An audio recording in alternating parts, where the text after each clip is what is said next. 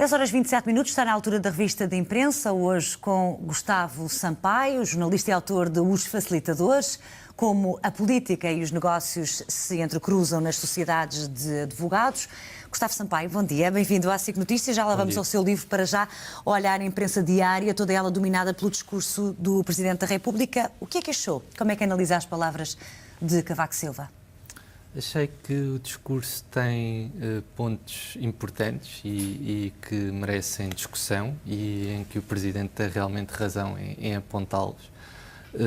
No entanto, a mensagem acaba por ser prejudicada pelo mensageiro, porque alguém que fala numa reforma do sistema político e da forma de fazer política em Portugal, quando é um rosto ligado aos últimos 20 anos do sistema político português, é evidente que isso contamina a mensagem e não a faz passar. Portanto, nesse sentido, o mensageiro não é o mais indicado. E de resto, os próprios partidos, os elementos da oposição que estiveram presentes na cerimónia destacavam precisamente isso mesmo, não é? A mensagem essencial que julgo que o Presidente Cavaco Silva passou é a do afastamento dos cidadãos relativamente à vida política e à atividade cívica.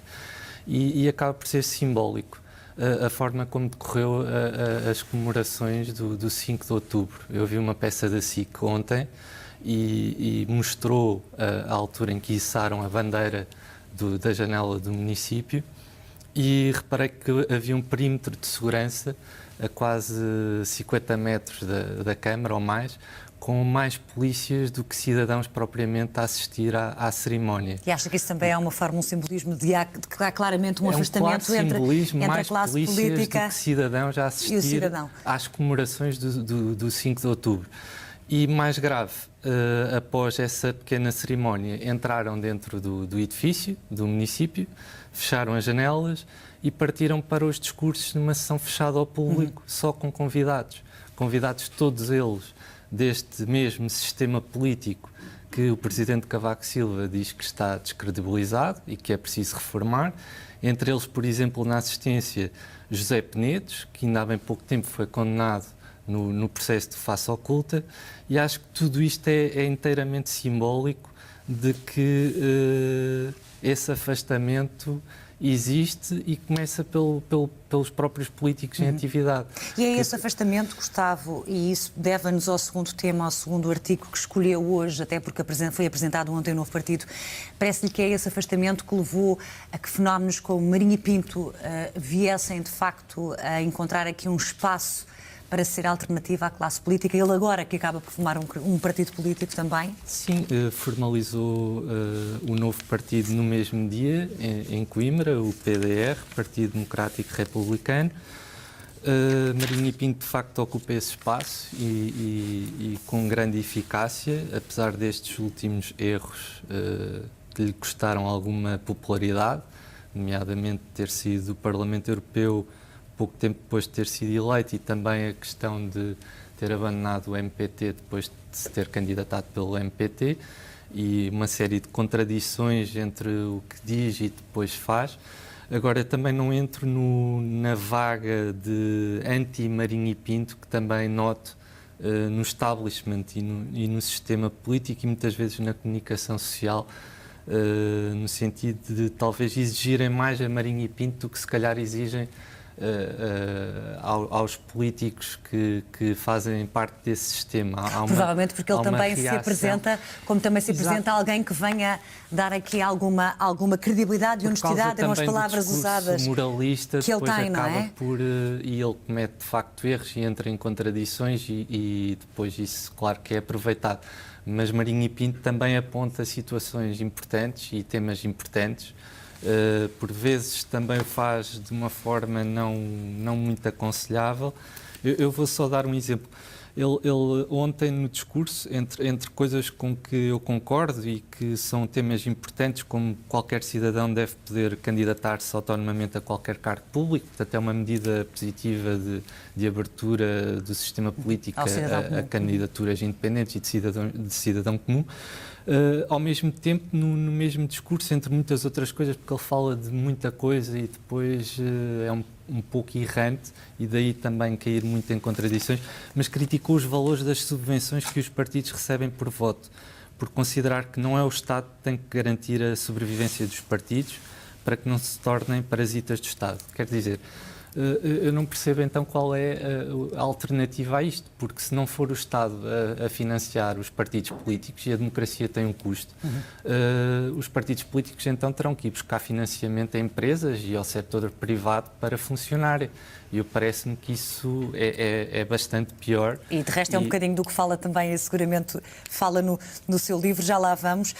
De resto, quem falhou, parece, a avaliar pelos resultados de ontem, Gustavo Sampaio, foram as sondagens no Brasil, porque afinal a Aécio Neves, que inicialmente aparecia como em último lugar, Marina Silva era até apontada como candidata que numa segunda volta poderia vencer a atual presidente e afinal isto não foi nada do que aconteceu ontem, não é? Houve uma hecatombe eleitoral de Marina Silva que chegou a estar ao nível de Dilma Rousseff nas sondagens e até à frente, e de repente cai para terceiro com uma percentagem de 20 e pouco % e não passa à segunda volta. Ela que de alguma forma, dizem os analistas, poderá vir a ser decisiva, não é? A dar a vitória ao rival de Dilma Rousseff, se eventualmente emprestar apoio. Parece-me que vai apoiar o Aécio na segunda volta, pelo menos já há indicações nesse sentido. O problema é que o eleitorado base de Marina é muito mais permeável ao PT de Dilma do que ao Aécio. E, portanto, não é líquido que esses 20 e poucos %, apesar da indicação de Marina para votarem a Aécio, vão depois transitar todos para o Aécio. Portanto, haverá uma percentagem que também fica na Dilma e isso parece-me que será decisivo para a vitória da Dilma na segunda volta. A ver, vamos o que vai acontecer no próximo dia 26. E no Diário Económico temos aqui uma entrevista dos páginas a João Vieira de Almeida. O que é que destaca desta grande entrevista?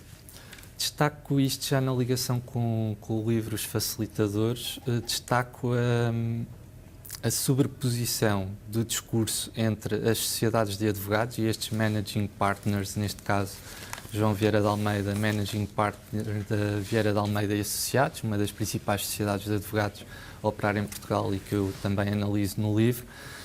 A sobreposição do discurso destes advogados de negócios ao atual governo e ao poder político, no sentido em que ele diz que acabou a antiga rede de interesses em publicidades.